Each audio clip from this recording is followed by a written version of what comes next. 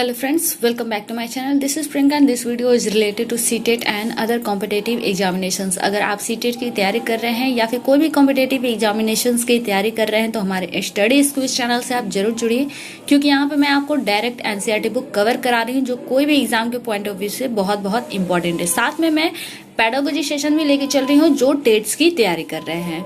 तो स्क्रीन पे जो अभी आप देख रहे हैं मैं अब उसके बारे में बात कर ले रही हूँ। ये है एनसीईआरटी बुक क्लास 6 का पॉलिटी और क्लास 6 का हिस्ट्री, जियोग्राफी और साइंस में ऑलरेडी कंप्लीट करा चुकी हूँ। अगर अभी तक आपने मेरे वो वीडियोज नहीं देखे हैं और देखना चाहते हैं तो प्लेलिस्ट पे जाइए, टोटल वीडियोज आपको वहां पे मिल जाएंगे, देख लीजिएगा। तो चलिए अब मैं बात कर ले रही हूँ आज के चैप्टर के बारे में। तो आज का जो चैप्टर है ये है नगर प्रशासन और ये लेसन 7 है और इससे पहले के लेसन मैं कंप्लीट करा चुकी हूँ। इससे पहले का जो चैप्टर था वो ग्राम प्रशासन के बारे में था और चूंकि मैं पेडागोजी सेशन भी लेके चलती हूँ इसलिए मैं ऊपर जो लाइन देख रहे हैं इसको भी मैं कवर कराऊंगी, क्योंकि पेडागोजी सेशन के पॉइंट ऑफ व्यू से ये बहुत बहुत इंपॉर्टेंट है।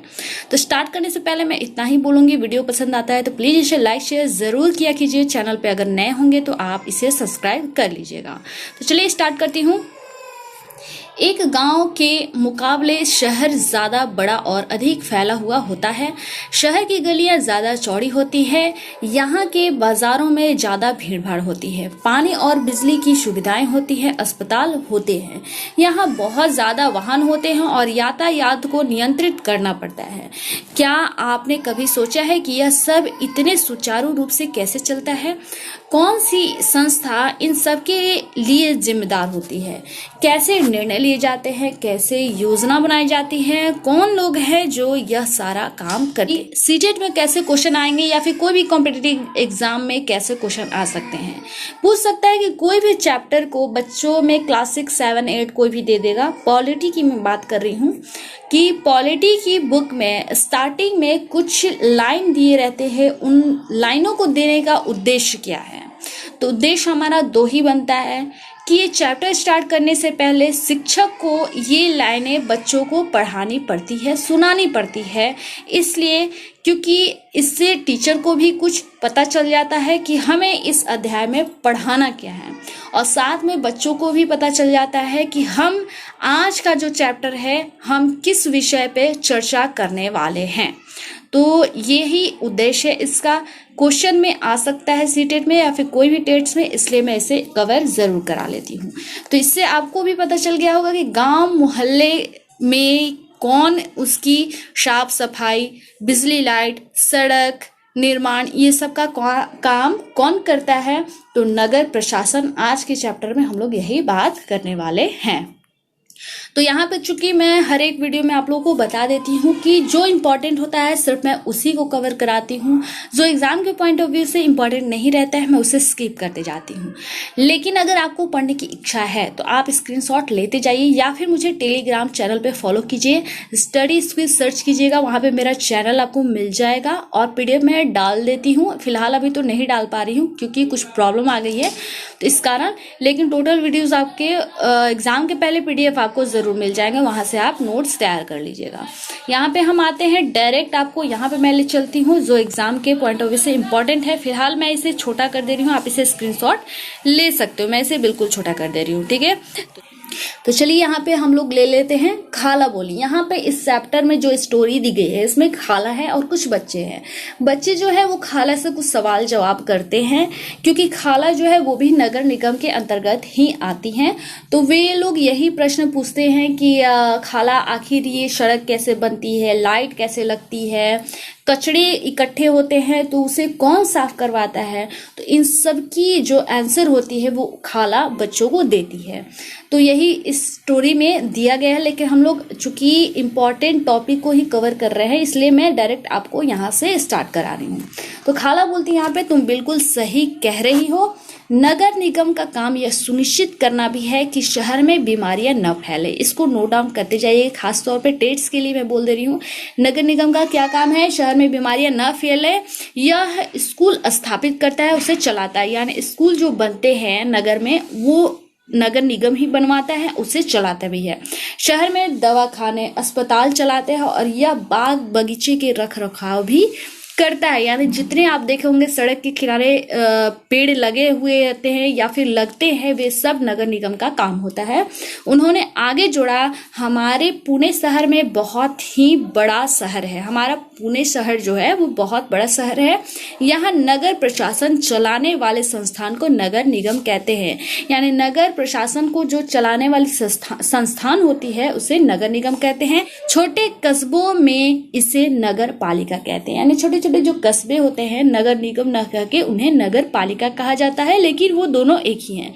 क्या आप नगर पालिका के कार्यों की सूची बनाने में शंकर की मदद कर सकती हैं? आप करने की इच्छा करें तो कर सकते हैं। अब आते हैं नगर पार्षद एवं प्रशासनिक कर्मचारी में। तो चलिए हम लोग डायरेक्ट यहीं से स्टार्ट कर लें, क्योंकि आपको थोड़ा बहुत समझ में आ जाए। स्टोरी मैं मिक्स कर ले रही हूँ।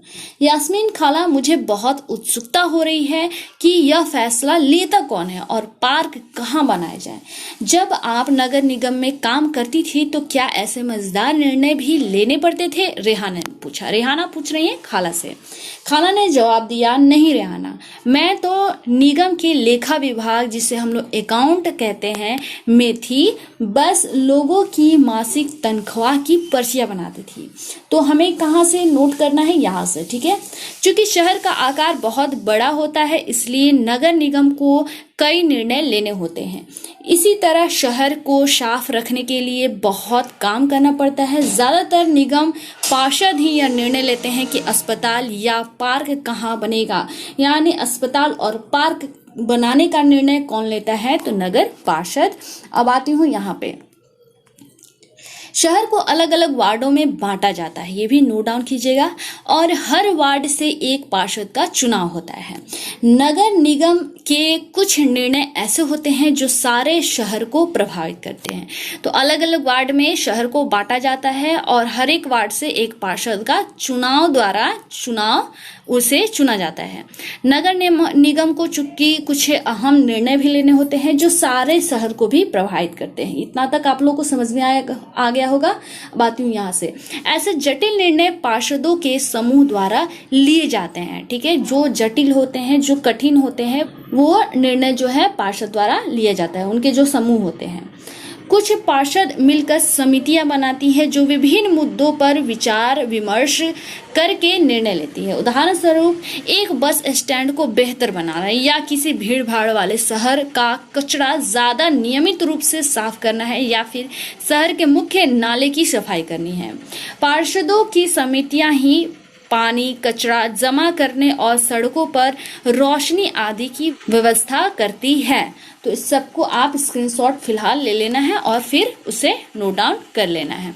अब यहाँ पे साइड में आप जो देख रहे हैं इसको आपको खुद से करना है, क्योंकि इंपॉर्टेंट है, एक एक लाइन इंपॉर्टेंट है। अगर नहीं आए तो क्वेश्चन में मुझे कमेंट बॉक्स में, क्वेश्चन जो हो गए आपके कमेंट बॉक्स में मेरे से पूछिएगा, मैं उसको सॉल्व कर दूंगी। अब आती हूँ यहाँ पे।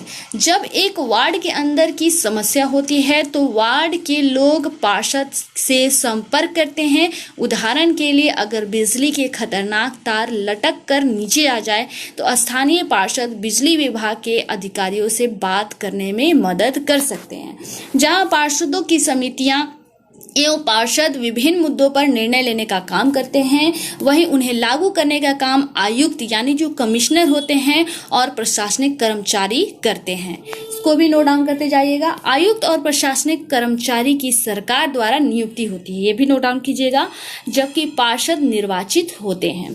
तो नगर निगम में ये निर्णय कैसे लिए जाते हैं? रेहा ने पूछा। वह कभी सोचना बंद ही नहीं करती। बच्चों के सवाल से खुश होते हुए यास्मीन खाला ने जवाब दिया। यहाँ से आप लोग को नोट डाउन करना है। सारे वार्डों को पार्षद मिलते हैं और सबकी सम्मिलित राय से एक बजट बनाया जाता है। उसी बजट के अनुसार पैसा खर्च किया जाता है। पार्षद यह प्रयास करते हैं कि उनके वार्ड की विशिष्ट जरूरतें परिषद के सामने रखी जा सकें। फिर ये निर्णय प्रशासनिक कर्मचारी द्वारा क्रियान्वित किए जाते हैं। खाला बड़ी खुश थी क्योंकि किसी बड़े व्यक्ति ने तो आज तक उनके काम के बारे में पूछा नहीं था। बच्चों के सवालों ने उन्हें अपने अनुभव बांटने का एक मौका दिया था। शंकर ने बड़ी उत्सुकता से पूछा, अपना शहर तो इतना बड़ा है, इसकी देखभाल के लिए लोगों की जरूरत पड़ती होगी। खाला तब तो नगर निगम में ढेर सारे लोग काम करते होंगे।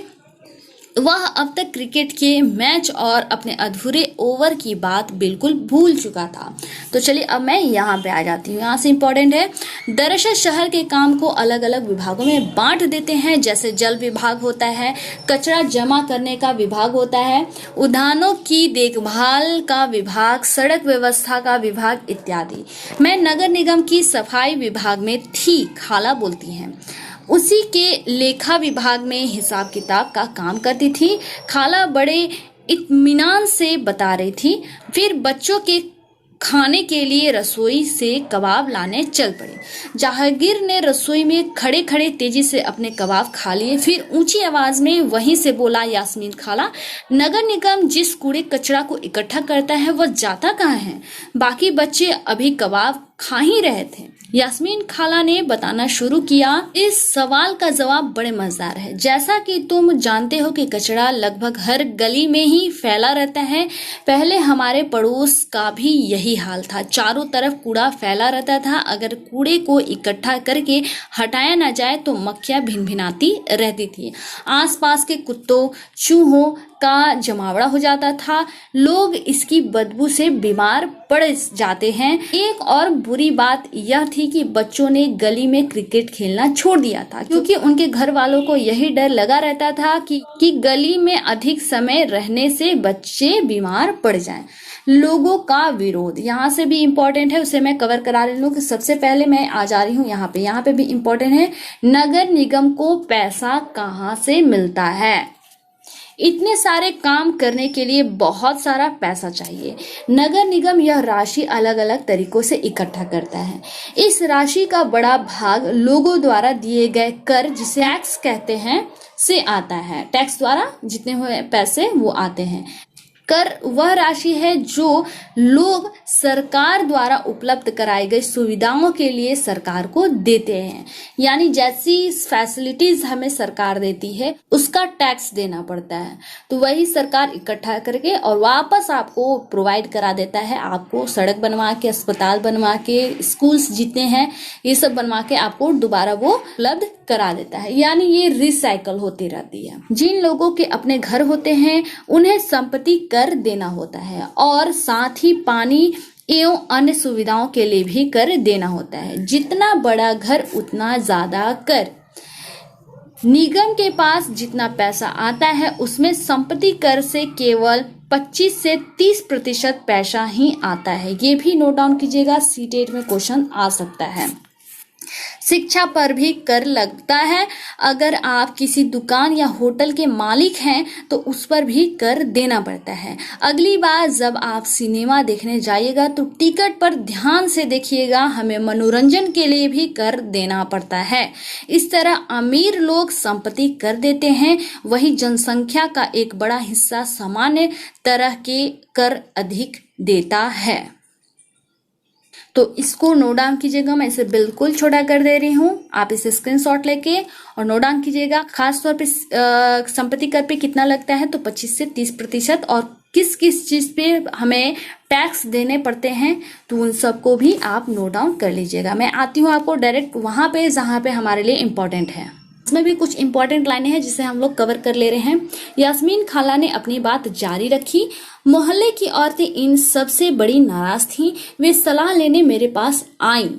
मैंने उन्हें कहा कि मैं विभाग के किसी अधिकारी से इस मामले पर बात करने की कोशिश करूंगी, मगर मैं भी निश्चित तौर पर यह बात नहीं कह सकती थी कि इसमें कितना समय लगेगा। इस पर गंगाबाई ने बताया कि हमें अपने वार्ड के पार्षद के पास इस समस्या को लेकर जाना चाहिए। आखिर वोट देकर उसे हमने चुना है, उसके सामने हमें विरोध प्रदर्शन करना चाहिए। अगर हम लोगों को कोई काम करवाना है तो इसके लिए अगर वो काम नहीं हो पा रहा है तो हम लोग किस किस माध्यम से वो काम कराने के लिए नगर निगम पे जोड़ डाल सकते हैं, इसका वर्णन यहाँ पे कराया गया है। तो इसको ध्यान से सुनिएगा। गंगाबाई ने महिलाओं के एक छोटे समूह को इकट्ठा किया। पार्षद के घर पहुंची। सभी औरतें घर के सामने जाकर नारे लगाने लगी। पार्षद घर के बाहर निकले और उन्होंने उनकी समस्या के बारे में पूछा। गंगाबाई ने अपने मोहल्ले की खराब हालत बयान की। पार्षद ने उन महिलाओं से वादा किया कि वे अगले दिन उसके साथ आयुक्त से मिलने जाएंगे। साथ ही उन्होंने गंगाबाई को मोहल्ले के सारे वयस्कों से एक अर्जी पर दस्तखत करवाने के लिए कहा। अर्जी यह थी कि उनके मोहल्ले से कचरा उठाने की नियमित व्यवस्था की जाए। उन्होंने सुझाव दिए कि कल आयुक्त से मिलने जाते समय स्थानीय सफाई अभियंता यानी इंजीनियर को ले जाना अच्छा रहेगा। इससे फायदा होगा कि सफाई अभियंता भी आयुक्त को बता सकेगा कि हालत कितनी खराब है। तो मैं आपको डायरेक्ट ले चलती हूँ यहाँ पे जो इम्पोर्टेंट है, तो हम लोग ले लेते हैं यहाँ से, क्योंकि स्टोरी पढ़ने से कोई फायदा नहीं है, तो हमारे लिए यहाँ से इम्पोर्टेंट है। खाला के सेवानिवृत्त होने के बाद से क्या क्या बदला है। यास्मीन खाला ने बच्चों को जो नहीं बताया वह यह है कि हाल के समय में पैसा बचाने के लिए कई नगर निगमों ने कचरा उठाने और उसे ठिकाने लगाने के लिए निजी ठेकेदार रख लिए हैं। इसको निजीकरण कहते हैं, ठीक है, इसको भी नोट डाउन कीजिएगा। इसका मतलब है कि जो काम पहले सरकारी कर्मचारी करते थे वह अब निजी कंपनियां करती हैं। निजी ठेकेदार जिन मजदूरों को कचरा जमा करने और उठाने का काम पर लगाते हैं उन्हें बहुत कम पैसा देते हैं। उन मजदूरों की नौकरी अस्थायी होती है, यानी नियमित नहीं होती है। कचरा उठाने का काम काफी खतरनाक भी होता है। अक्सर उनके पास अपनी सुरक्षा के साधन नहीं होते हैं। अगर काम करते हुए वे घायल हो जाएं तो उनकी देखभाल करने वाला भी कोई नहीं है। तो इसको भी आप नोट डाउन कर लीजिएगा कि निजीकरण किसे कहते हैं, यहाँ पे डिफिनेशन दी गई है। अब मैं बढ़ लेती हूँ आगे। तो चूंकि यहाँ पे कोई इंपॉर्टेंट नहीं है, स्टोरी पढ़ने से हमें फायदा नहीं है, मैं आती हूँ डायरेक्ट यहाँ पे। ये इंपॉर्टेंट है एग्जाम के पॉइंट ऑफ व्यू से, तो मैं डायरेक्ट आपको स्टार्ट करा दे रही हूँ यहीं से। 1994 यानी 1994 में सूरत शहर में भयंकर प्लेग फैला था। इसको नोट डाउन कीजिएगा। सीटेट में या फिर कोई भी टेट्स में या फिर कोई भी एग्जाम में क्वेश्चंस इससे आ सकते हैं। सूरत भारत के सबसे गंदे शहरों में से एक था। लोग घरों का और होटलों का भी कूड़ा कचरा पास की नाली या सड़क पर ही फेंक देते थे। इससे सफाई कर्मचारी को कूड़ा कचरा उठाने या उसे ठिकाने लगाने में काफी मुश्किल होती थी। ऊपर से नगर निगम अपना काम नियमित रूप से नहीं कर रही थी, जिससे स्थिति और बदतर होती गई। प्लेग हवा के जरिए फैलता है, ये भी नोट डाउन कीजिएगा। जिन शहर को प्लेग हो जाए उन्हें दूसरों से अलग रहना पड़ता है। सूरत में उस साल बहुत से लोगों ने अपनी जान गंवाई। करीब 3 लाख से अधिक लोगों को शहर छोड़ना पड़ा। प्लेग के डर से यह अनिवार्य कर दिया गया कि नगर निगम मुस्तैदी से काम करे। सारे शहर की अच्छी तरह से सफाई हुई। आज की तारीख में चंडीगढ़ के बाद भारत का सबसे साफ शहरों में दूसरा स्थान सूरत का है। यानी पहला स्थान कौन सा है तो चंडीगढ़ का, दूसरा कौन सा है तो सूरत का। क्या आप जानती हैं कि आपके मोहल्ले में कब और कितनी बार कूड़ा उठाया जाता है? क्या आपको लगता है कि सभी मोहल्ले में उतनी बार कूड़ा उठाया जाता है? यदि नहीं तो क्यों? चर्चा करें। तो इसको स्क्रीनशॉट ले लीजिएगा। ये आप खुद से कर लीजिएगा, छोटा मोटा है, इसे देख के कर लीजिएगा, कोई ये नहीं है, इम्पोर्टेंट भी नहीं है। हमारे लिए इम्पोर्टेंट है यहाँ पे अभ्यास जो आपको करना है। अगर नहीं आए तो हर एक वीडियो में रिक्वेस्ट करती हूँ कि कमेंट बॉक्स में आप जरूर पूछा कीजिए, मैं उसको बताऊंगी। तो ये आपको ऐसे देख के कर लेना है, रिकॉल समझ के करना है, बहुत इंपॉर्टेंट होता है। यहाँ पर चर्चा कीजिए, ये इंपॉर्टेंट नहीं है हमारे लिए, विचार करने के लिए बोल रहा है, ये भी कोई खास इंपॉर्टेंट नहीं है, इसको आप पढ़ लीजिएगा। और यहाँ पे भी देख लीजिएगा, ये इंपॉर्टेंट है, स्क्रीनशॉट ले लीजिएगा। स्वच्छ भारत अभियान, और मैं इसे कवर भी करा दे रही हूँ। भारत सरकार ने देश भर में ग्रामीण और शहरी क्षेत्रों में सफाई को बढ़ावा देने के लिए 2 अक्टूबर 2014 यानी गांधी जी की जयंती पर स्वच्छ भारत मिशन का शुभारंभ किया गया। स्वच्छ भारत स्वच्छ विद्यालय अभियान के तहत विद्यार्थियों के बीच स्वच्छता और साफ सफाई के बारे में जागरूकता पैदा करने के लिए स्कूलों में कई गतिविधियां भी चलाई जा रही हैं। आपके इलाके में नगर पालिका, पंचायत द्वारा चलाए जा रहे स्वच्छ भारत अभियान तरीकों को देखें, एक पोस्टर तैयार करें और इसे अपने स्कूल में प्रदर्शित करें। तो कब स्टार्ट हुआ था? तो 2 अक्टूबर 2014 में गांधी जी की जयंती पे ये स्टार्ट किया गया था, स्वच्छ भारत अभियान, स्वच्छ भारत स्वच्छ विद्यालय। तो ये चैप्टर हो गया है यहीं पे समाप्त। वीडियो अगर आप लोग को पसंद आता है तो प्लीज इसे लाइक शेयर जरूर किया कीजिएगा। चैनल पे अगर आप नए होंगे तो इसे सब्सक्राइब भी कर लीजिएगा। और चलिए अब मैं मिलती हूँ नए वीडियो में नई जानकारी के साथ। धन्यवाद।